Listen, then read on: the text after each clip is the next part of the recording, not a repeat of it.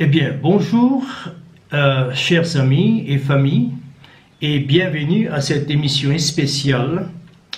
La raison principale de cette émission a été une demande de plusieurs personnes demandant une perspective sur l'époque dans laquelle nous vivons. Je vais donc adresser cette émission à ceux qui partagent une foi commune avec nous en Christ et qui partagent nos points de vue similaires à notre époque et à notre interprétation de l'Écriture. Comme beaucoup d'entre vous, vous le savez, que ce sont des moments extrêmement difficiles dans lesquels nous vivons. Des moments difficiles et éprouvants. Les virus Covid-19, populairement connus sous le nom de coronavirus, a littéralement provoqué la pause de nombreux pays. Dans certains cas, un verrouillage, et dans notre pays, ici en Afrique du Sud aussi. À part un arrêt, plusieurs de nos différents systèmes entrent dans un type de pause. Et de toute évidence, cela provoque la peur, la panique, l'anxiété et l'incertitude de l'époque où nous vivons. Des gens comme moi qui donnent du leadership à des communautés au sein de la foi chrétienne en Afrique du Sud et dans différentes parties du monde. Et évidemment, dans ces moments, comme celui-ci, nous recherchons une sorte de réponse à notre part en tant que dirigeants, afin que la définition, la direction et dans un certain sens la sagesse divine peut être donnée au peuple de Dieu. C'est dans ce contexte que je voudrais m'adresser à vous aujourd'hui. Je me souviens du livre des Actes des Apôtres, où la première Église s'est résolument attachée à la doctrine des apôtres, à la fraction du pain, à la communion fraternelle, la fraction du pain et la prière. Je vais placer une référence spécifique sur le mot doctrine apostolique.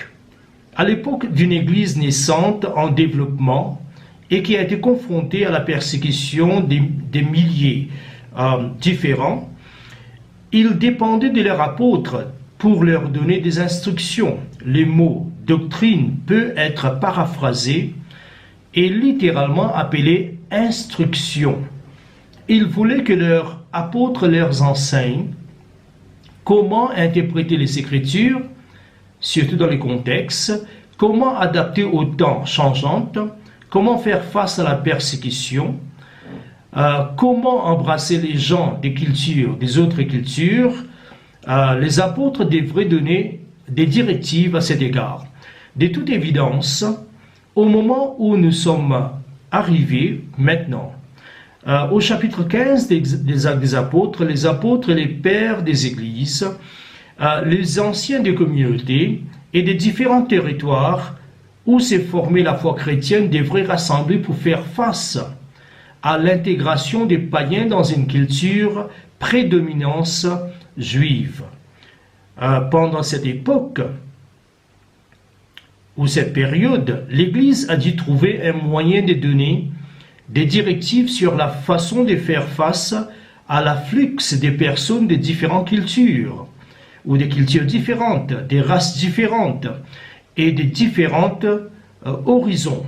Donc je pense que si je peux situer ce que je viens de dire dans le contexte de notre crise mondiale actuelle, la pandémie à laquelle nous sommes confrontés, je pense que ce serait fondamental que les vraies églises ou les vrais leaders de l'église, les pères spirituels, et si je peux dire les apôtres qui supervisent des grandes sections des églises dans le monde, donnent leurs directives ou des directives à leur peuple.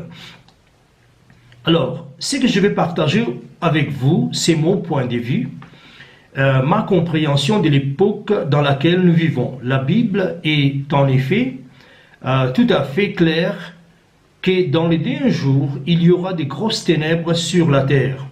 il y aura une prolifération du mal, la terre deviendra une prison, une cage pour l'activité démoniaque.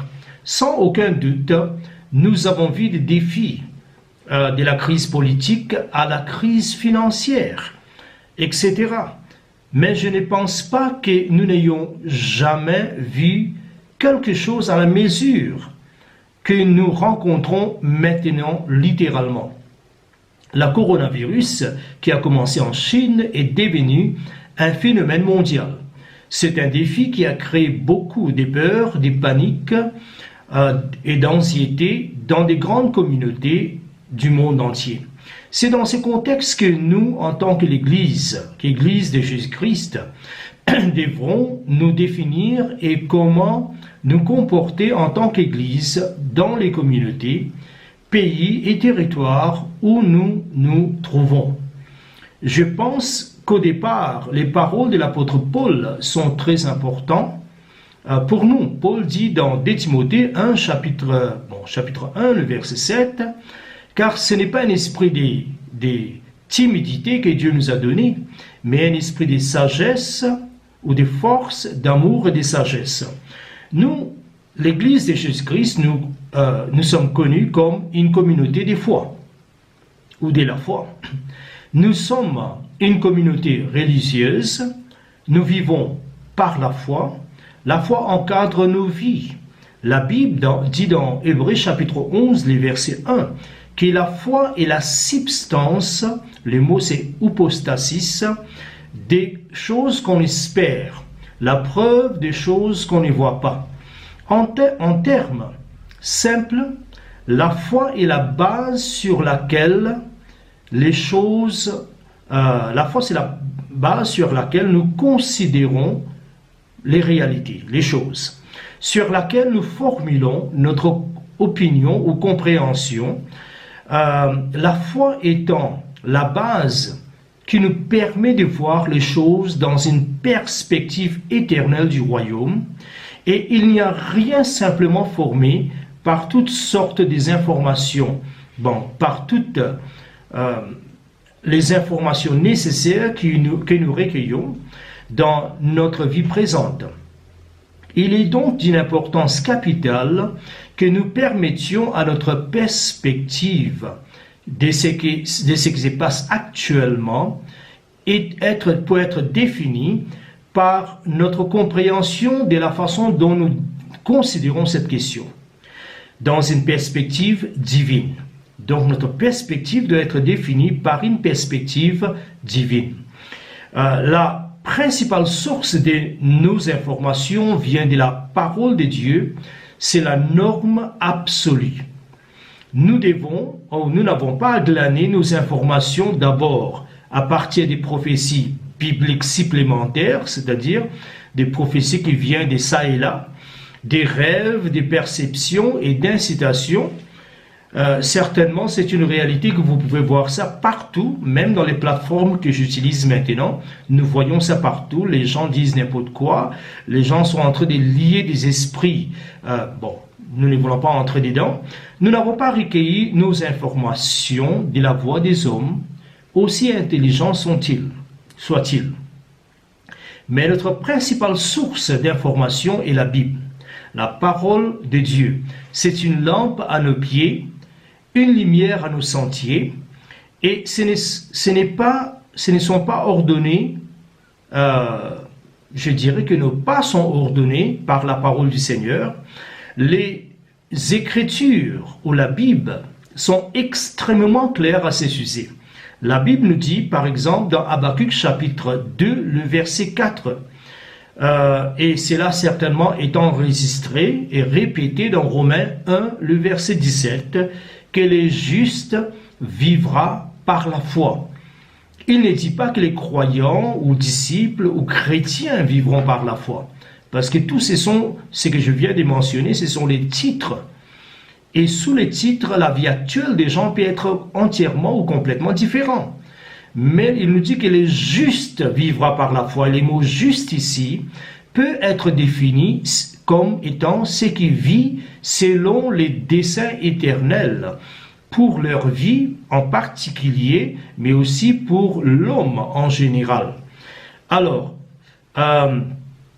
simplement dire qu'ils savent, simplement dire que ce sont des gens qui savent étudier la parole de Dieu, interpréter les concepts qui sont dans la parole de Dieu, dans l'Écriture, et suivre ses plans pour savoir comment ils devraient construire leur vie sur la terre et seront soutenus par leur conviction et leur confiance dans le Dieu vivant. Alors, il est donc très important aujourd'hui que la peur ne nous gouverne pas, mais la foi qui vient, pas simplement par des citations des versets, mais en découvrant les principes de la parole de Dieu, les modèles de la vie de la parole de Dieu. Maintenant, cette foi qui nous donne une confiance et un système de croyance, et que nous pouvons vigoureusement garder les yeux sur le Seigneur. Nous ne marchons pas par la vue, mais par la foi. Maintenant, il existe une multitude de voix. Ces derniers jours, nous avons suivi l'actualité, nous avons écouté les présidents de plusieurs pays, nous avons surveillé les marchés boursières qui se sont effondrés. Des milliards de dollars ont été perdus dans notre économie mondiale. Il y a tant de voix. Tous ne sont pas des voix. Je répète, tous ne sont pas des voix déraisonnables. Ils parlent sagement. Certains d'entre eux parlent de manière consultative avec la science médicale, d'autres parlent de manière préventive et suggèrent en aucune façon que nous devrions ignorer l'importance de ces voix qui nous parlent. Mais il est d'une importance critique ou capitale en tant qu'Église que nous puissions imbiber nos vies et nos âmes à la parole de Dieu. La parole de Dieu, pour nous est que malgré ce que nous traversons, nous devons permettre aux circonstances et aux situations et aux épreuves d'éprouver que nous avons une foi authentique. Ce sont les paroles de l'apôtre Paul. Et dans Pierre, dans son épître 1 Pierre 1, le verset 6, il nous dit « C'est là ce qui fait votre joie, quoique maintenant, puisqu'il le faut, vous soyez attristés pour un peu de temps par diverses épreuves. » Et ce qui est aussi important de voir, c'est le verset 9. Il dit que, afin que nous allons recevoir, ou nous recevrons, la fin de notre foi, le salut de nos âmes. Donc, il semble que les épreuves diverses contribuent au salut de notre âme. Cela justifie ou valide notre foi authentique. C'est donc le moment où je crois que nous, en tant qu'Église, nous devons revenir à notre foi authentique en Dieu vivant, qui n'est pas simplement une pensée positive ou un copier-coller de quelques écritures positives, comme quelqu'un dira « je puis tout par celui qui me fortifie ». Oui, mais cela ne dit rien, à moins que nos vies sont bâties, pas seulement par des mots prononcés ou cités, mais par les principes sortant de ces mots.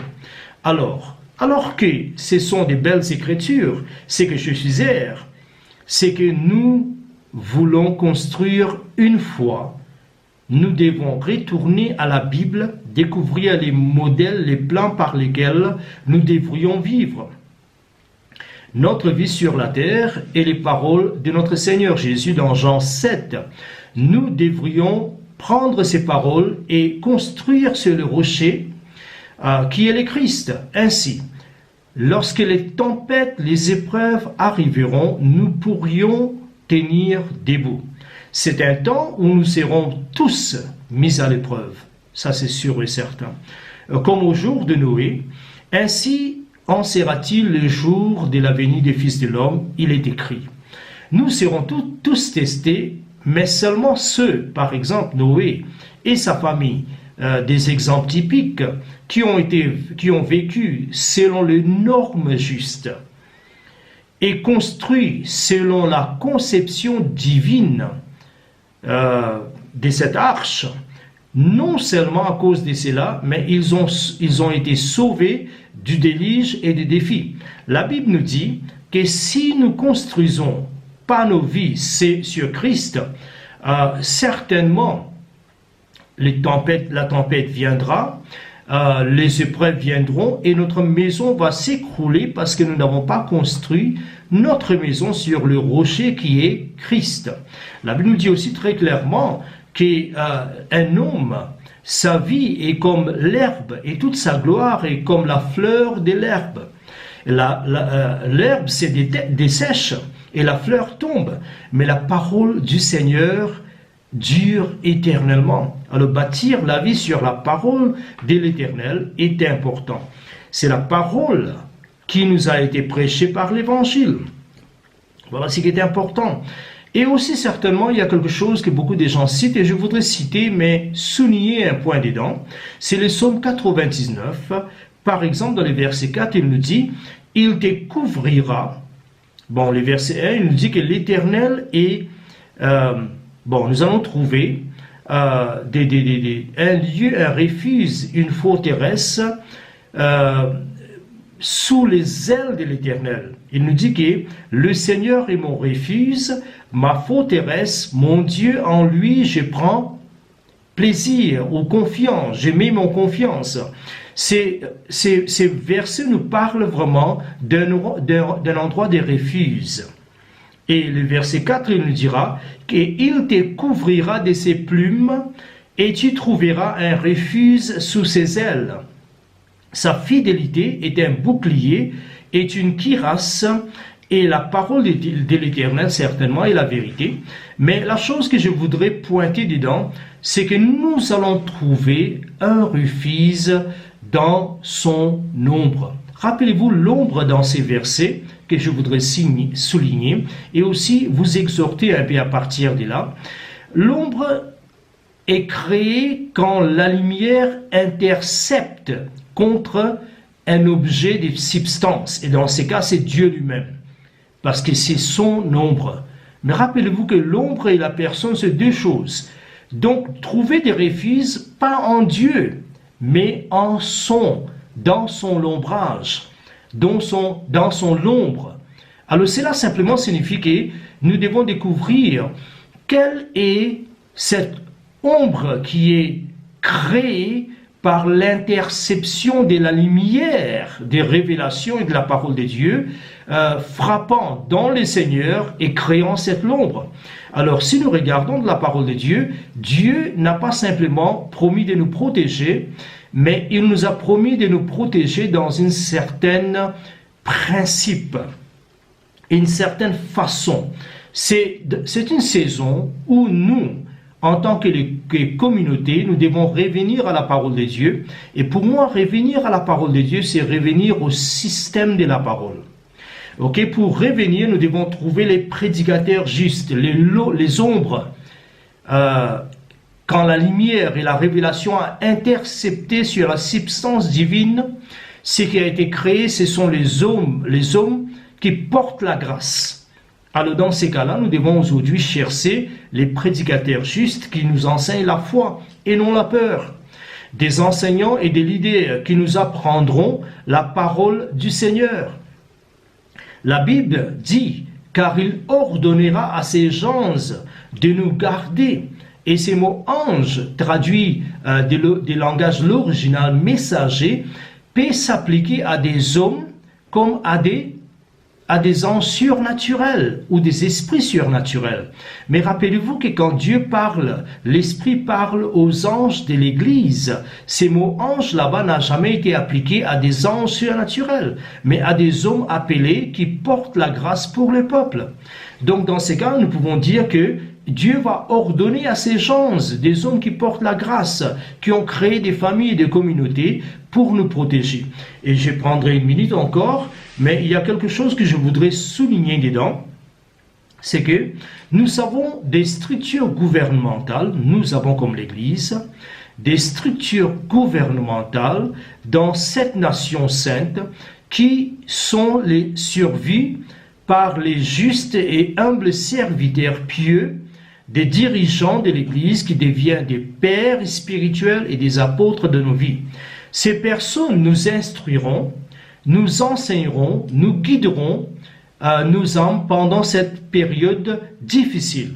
Ces hommes qui sont dirigés par l'Esprit Saint et la parole de Dieu nous aideront à surmonter cette période difficile afin que nous n'ayons pas à être nourris de toute négativité qui se passe autour de nous, et nous serons nourris de la parole de Dieu. Un des derniers mots que Jésus a dit à Pierre, c'est qu'il a dit: Pierre, est-ce que tu m'aimes? Et Pierre a répondu: Seigneur, tu sais tout, tu sais que je t'aime.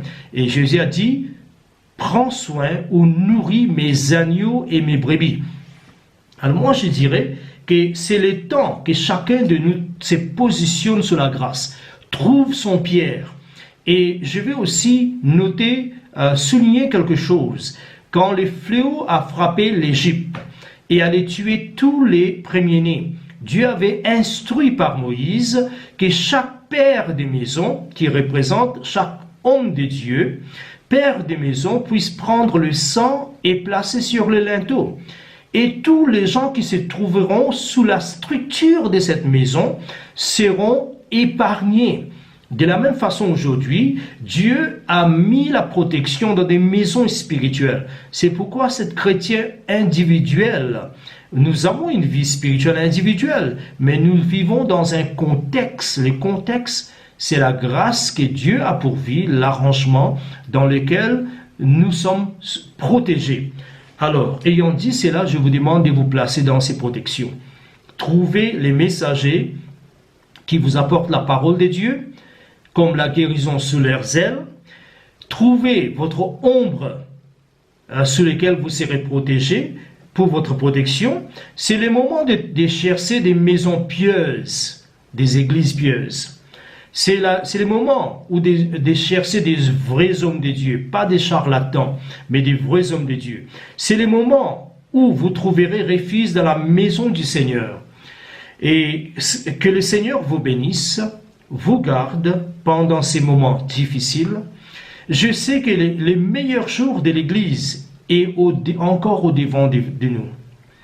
Même si nous traversons cette crise avec que les armes destinées à notre destruction, Dieu l'utilisera pour notre reconstruction. Alors, comme je termine, je vous dirai: paix et notre prospérité sur vous, paix et prospérité du Seigneur sur vous.